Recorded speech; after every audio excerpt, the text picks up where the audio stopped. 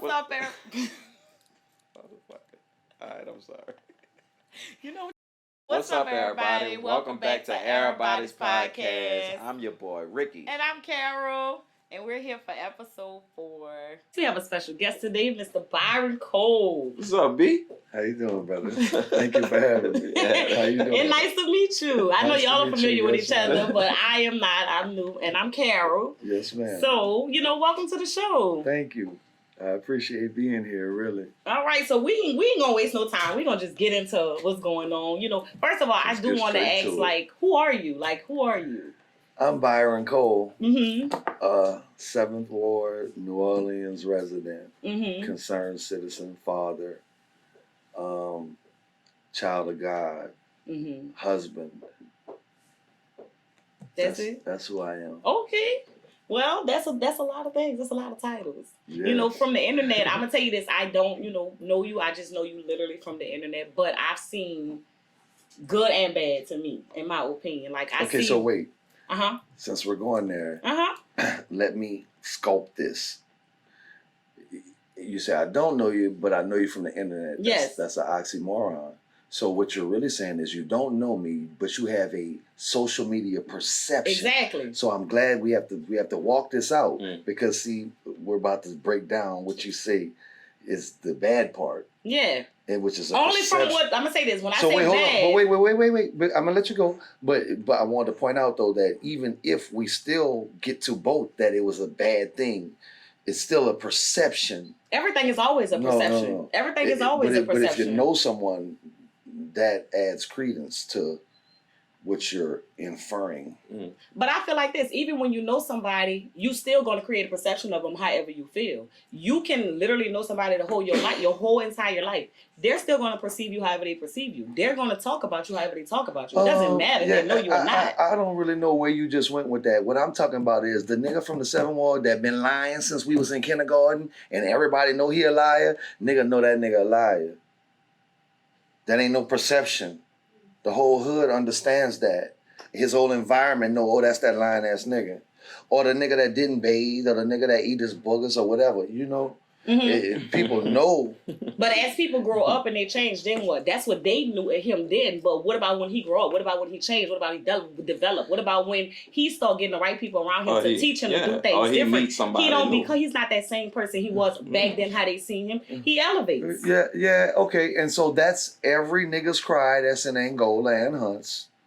You feel me? Mm-hmm. But what we need to understand though is that the truth about life is that your core of your character is built by the time you're 12. Mm-hmm. And so when you dealing with the niggas that was still being labeled liar or whatever they was being labeled at, like the nigga, I guarantee you, the nigga who still, so I used to have to catch whoopings to take a bath when I was little, but not after 8 years old, right? The nigga who his mama still arguing with him about taking a bath when he 14 and 15, I guarantee you to this day, that's a funky nigga. I bet you his car funky, his clothes be stale and everything. Cause see, that's a part of his character at this point. Now you made it, you went into a spiritual thing. People can rehab and I do believe that. But if you just look around you, baby, the success rate is far less significant than the recidivism on these atrocities. And that's what I was talking to you earlier off camera about the experience of being a 53, right? When you've seen so many people and so many behaviors from a cross section of society that in New Orleans, every little dude I meet that's from New Orleans, that his daddy or whoever raised him from New Orleans, I done met him before, even if it's the first time I ever met him. Because see, at his age, he can't mask what I'm looking for to identify him. See what I mean?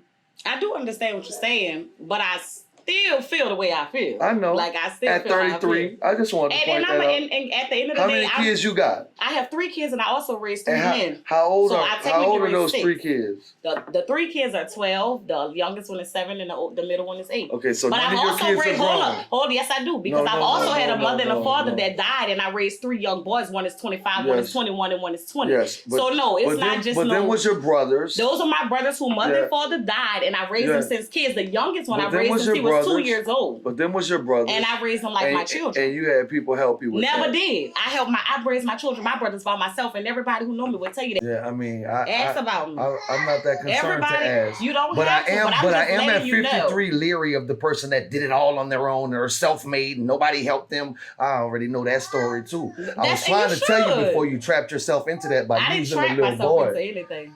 All right. Definitely didn't trap myself into anything. Yeah, you did. So, I never trapped myself. You don't get trapped because everything that's trapped have a key that unlocks. It's getting crazy in here. Y'all good? No, we not. We great. I see that the youngin don't have a full understanding of what wisdom really brings to the table. It's an insight. Yeah. It's a discernment. It's an assessment of the energy and an understanding of it. All of that. Well, like I said, I feel by me not saying that, I'm just listening, right? I feel on both ends, and I'm always that type of person. You know what I'm saying? Balance. Balance.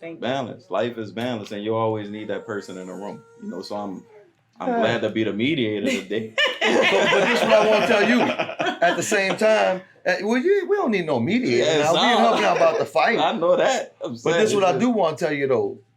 You know, I'm not gonna waste my time to sit on here and try to develop a resume. But you know, she talked about her experience in raising children, and you know, all my children got college degrees and graduated from honors, and one summa cum laude from major universities. You feel me? Yeah. And so, what I even need to get younger people to understand is it's not my assertions aren't a discredit of any of her experiences. It's an addition. Yeah. Right? Mm-hmm. So there ain't no way me and her peers can't be. But that's how she's speaking in that assurity. Yeah. And that's the disconnection from the generations. EraBody's podcast. I don't think it's too much of a disconnection. Oh, sure it is. Disagree. Sure it is. Like because when old people get tired of hearing that shit, we get up and leave. That's the old people though, right? But the young people need to understand. And the old people be so quick to just give up and just leave. And that's why we so fucked up as the younger generation, B. You know what I'm saying? Well, it was back in the day. I don't run from discourse. No, listen to me, B. For real. Like back in the day, the younger people, we were taught and trained to just listen. Mm-hmm. But when we had points and shit, we would ran out the room. Like when we had important things to talk about, you either ran us out the room or you put up a block to your ear so you couldn't really understand or wanted to understand what the fuck we were talking about. Exactly. And from what it seems like from the conversation and what we going now. In those situations, let me tell you how that worked in my house. I don't know how y'all shit went, but this is how it went in my house. I was raised by the community. When I was sitting in my house and they was talking about something that Byron couldn't do nothing with, Byron had to shut the fuck up. If they was talking about the property tax and Byron wasn't gonna say, Momo, I got $100, then wasn't no need for Byron to say nothing. No, I understand that, B. That's on a different level. Yeah, right? so I'm just trying to say, I'm trying to talk about how at that same time though, when I first figured that out, how I thought they was being mean to me by not letting me participate in the conversation. So my mama turned around and said, man, B, look, what the fuck? We really over here trying to hustle something. You got $20? Well, come on, baby, sit down. We shut the fuck up. In a nice way, shut the fuck up when grown people was talking. Right. You feel me? Right. And so it was just based off the statement you made, though. Like when a person, they just walk out. When the older generation don't want to hear that shit, they just walk out. You know? So man, we tired of being walked out. So listen, at my point, so first of all, I do understand that sentiment 100%. So I ain't never walked out on none of my children, my biological children. I just had to stress that just for the record. But what I do want to say regarding that is, and I wanted to say what I really just wanted to say, but I have to package it because I didn't want nobody to think I meant from right here. But for the level of what I do and the level I do it on, sometimes I walk away because I don't want to hurt a nigga. Really, like some shit that people will say will let me know that they ain't never had that pawpaw or that daddy or that uncle or somebody. You ain't been around no real nigga that you had to respect. Never. Like I ain't talking about y'all. I'm just talking about the consensus of some of these young people that I'm running into that think because they have some intellect, right, that they can discount wisdom. And so I'm able to work with any young people who are objective and understanding that off top, we're not peers.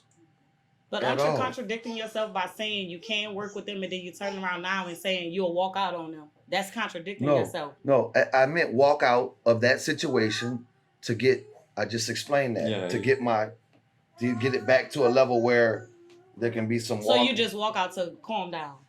No, I walk out to make you remember that I'm the fucking elder, and if you need something from me, that you need to fucking humble yourself when you approach me to come get it. Or else I'll go give it to another youngin' that's as bright as you, and you be left out the equation. I think that's why all of the men right now are broken. Because it's people like you if you're choosing who to help and who not to help. Some people don't understand. Some young men don't understand how to listen. And like you just said, if somebody has never had these type of people in their life to show them, to teach them, there got to be somebody in this world that want to take their time. And you have to take your time. I learned that raising my brothers, that you have to take your time. And each one of them I had to deal with differently.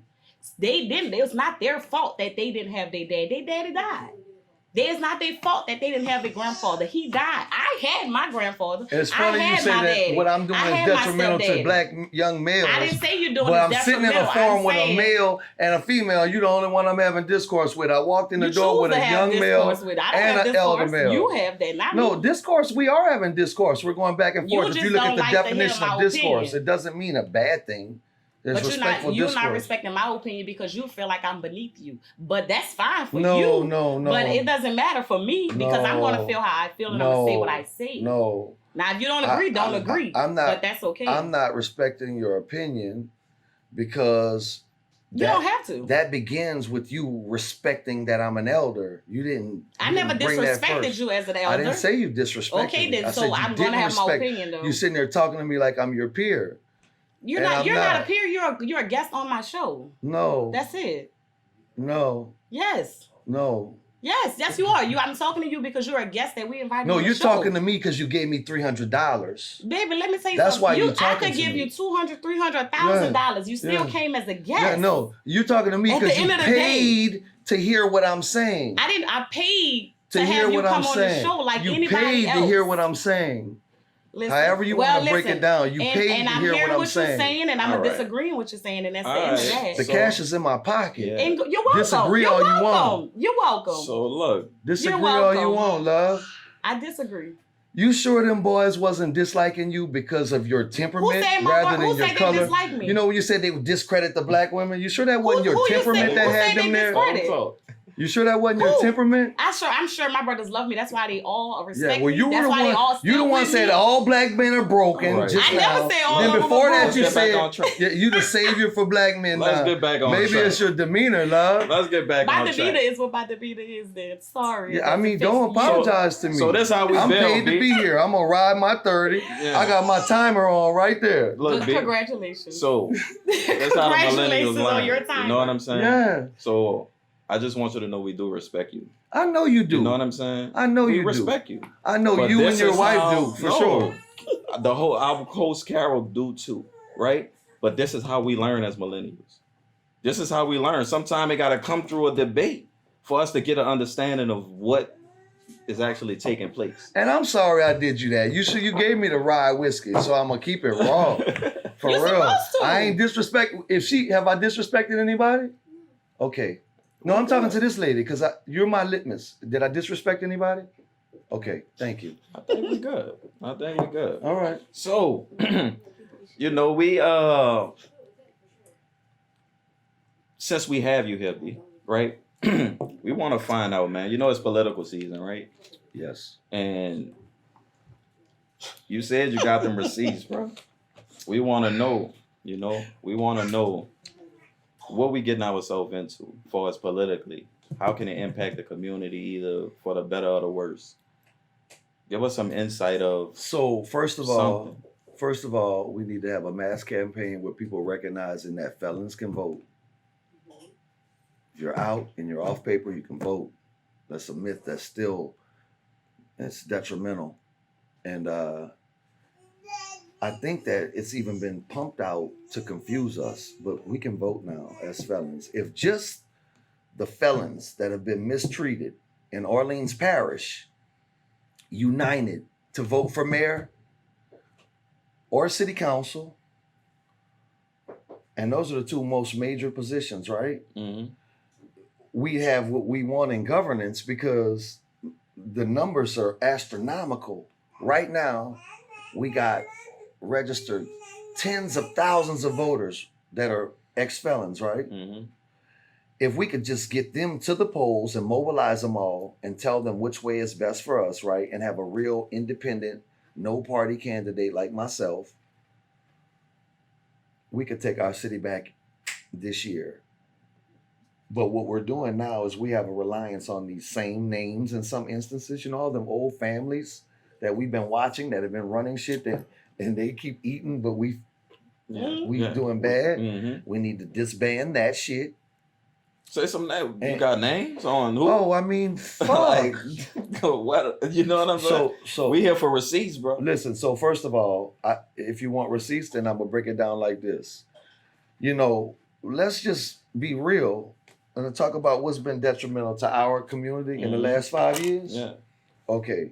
We saw the capitalism get shut down under the bridge, right? Mm-hmm. While we simultaneously witnessed it just flourishing everywhere, and by water, white people everywhere. So the white lady selling snowballs off her porch and shit, got a restaurant and a sign with hours and everything. You feel me, right?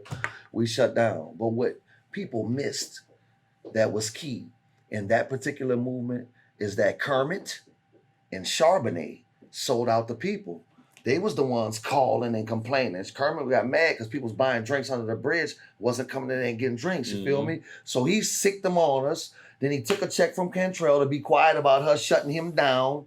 I remember that. While Sidney Torres's was rolling. Right up the street.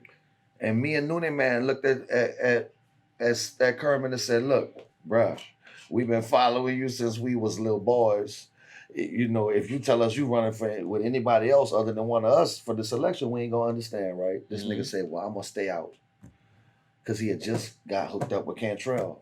And I don't know how much the payoff was, but I know that Cantrell posted 2 days after I put her ass on the spot behind Kermit's being shut down for COVID and Sidney Torres is being open with all the judges and your elected officials was in that bitch. Then all of a sudden she go to Kermit and make a post and now she at Kermit's. You feel me? Yeah. And so Charbonnet did the same thing.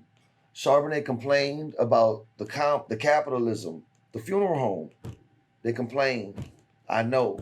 Every time I tried to go into meetings and get equity for the people who were the vendors, Charbonnet would kick me out. I got witnesses video on my page, right? Yeah. And so it was because I was getting to the root of the problem and figuring out that these was two black businesses that we swear we love, and everybody family done dealt with them once on something. Either you want one of your cousins done been to Kermit's and bought a drink, and one of your family members done went to a funeral at least or something at Charbonnet. Yeah. You feel me? So pillars and significant in the community, but they betraying us with our enemies for dollars. You feel me? Yeah. And so I threw you that one. Yeah. But whatever other receipts you want, you got to ask me about specific I want shit. specific. I mean, the race that's coming up now, right? The race that's coming up right now, Oliver Thomas. As soon as that motherfucker got elected, they got the airport contracts. How do I know that? JP Morrell told me where to go investigate Ollie. So when this time came, I could trip Ollie up. Wait, who got the airport contracts? His people through LLCs, but his cousin. Who is this? Troy and them. So Troy Henry is a DBA that you hear them talking about two parties involving the trash negotiations. Mm-hmm. Well, one of them is Troy Henry's company, and he don't even own no trash trucks. He's just a middleman that's making money off our trash while your shit's high, while you paying for 2 pickups a week and only getting one. Because they keep saying they can't afford shit. So Troy tried to switch vendors, and the city council stopped him right now. That's where they're at, because he fucked over Richards. But the reason why Richards got messed over is because Richards knew that Cantrell was in bed with Ivy Waste from the jump. And when I reached out him to get, to people behind him to stop Cantrell from doing all that, he never responded back to me. So that let me know that he was comfortable in some kind of manner. And I don't know what. I can't speak on him. So you wouldn't do the same. I'm speaking on Ali. If your people, because what it sounds like is his cousin, if I'm not mistaken, has contracts and is doing business with the city. He's running for mayor of 2025 and beyond, 2026. Is that a problem? Would you do the same thing? No, listen, man. So now you're going to make me break it down on Ali. First of all, Oliver got out of jail where he went to jail for being a crooked politician, man, accepting a bribe, okay? You know what Oliver's first source of income was when he got out of jail? No, what was that? He went on Treme and played a crooked politician that just got out of jail. Okay? That's the premise, to get you to be objective and open for where we about to go. Yeah. So within that time, his cousin Austin Badon has went to Baton Rouge and made a deal with the devil, and he's the liaison for New Orleans with Jeff Landry. All these bold decisions you see Landry making regarding New Orleans, his liaison is Oliver's cousin, our elected city councilman's cousin. That all them niggas got business deals together. Now, Troy Henry, the first that Troy got known of on an international level was, you remember Enron, the Enron scandal? No, I don't. Enron, big company out of Texas, they were shaving their assets and books and lying about their income and selling false shares and shit. And a lot of people lost money. Mm-hmm. So when that happened, it's the biggest scam internationally for like 4 years, right? Mm. About 8 or 9 white people went to jail, and about another 8 or 9 almost went to jail. And out of all them 8 or 9 that went to jail and 8 or 9 that almost went to jail, only one of them niggas was black. Guess who it was? Who was it? It was Troy Henry. Well, Troy Henry went to jail too then. No, he got a lawyer and he wound up slithering out of it. But he was part of the team, since he's this great businessman that people talk about, right? Mm. He was part of the team that was shaving the books. Mm.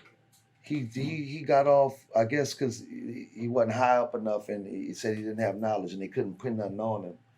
I don't know why he got off, but I know he was involved in that. And if he's adept on credits and debits, there's no way that when you see what the whole Enron scam was, that he was working there and didn't understand that was happening. So if you had people that was business owners, get back to the question.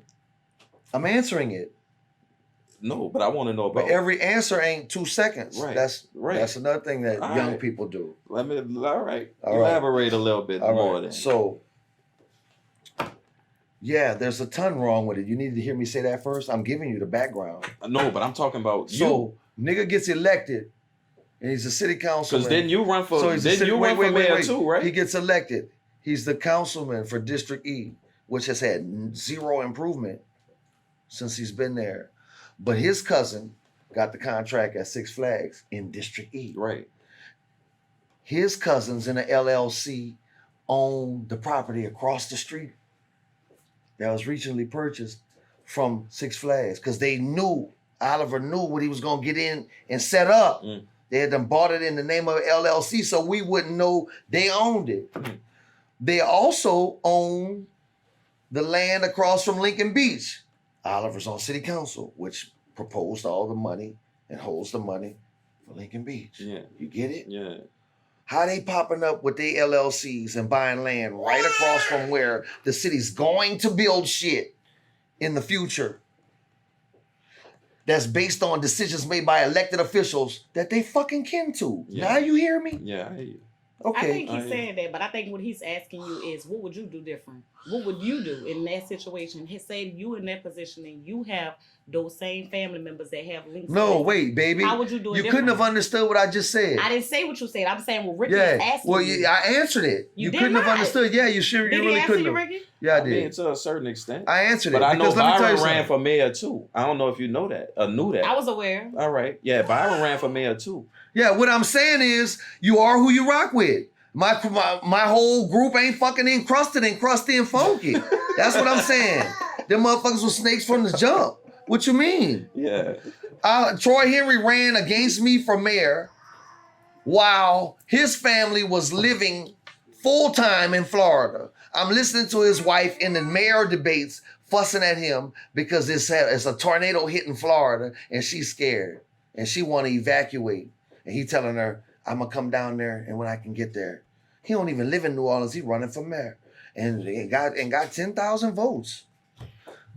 I understand everything that you said, but I still don't think you answered Ricky's question. I did. You just didn't catch it. All right. Well, look, I want to know too about the next candidate, Helena Moreno.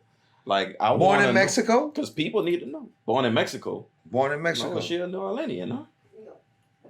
Born in Mexico, nigga. That's receipts. Google that shit. Put your phone up. We'll get to it afterwards. But I thought she was from New Orleans. Fuck no. Can New Orleans afford another mayor not from New Orleans? I don't know. That's why. You don't know? No, I don't know. You didn't see Helena Moreno give away all them vouchers to all them immigrants that live all around here, right where we at right now in Mid-City? You ain't see they got a whole fucking grocery store in a couple of years? When last time niggas got a grocery store? You talking about Adele? Yeah, right there. Adele Market. When last time niggas had a grocery store that nice and new? So that was her work. Yeah. She started off making this a sanctuary city while at the state level House of Representatives. She got elected in 2008. She ran for office, man. She been doing this. She started on a state level to open it up to be a sanctuary city, to make it possible. Go look at what she voted on and how she moved. And then she came here and ran straight for city council at large. I want to control the whole purse. You know what the city council does? No, I don't. It's the money, the funding. Mayor is policy procedure.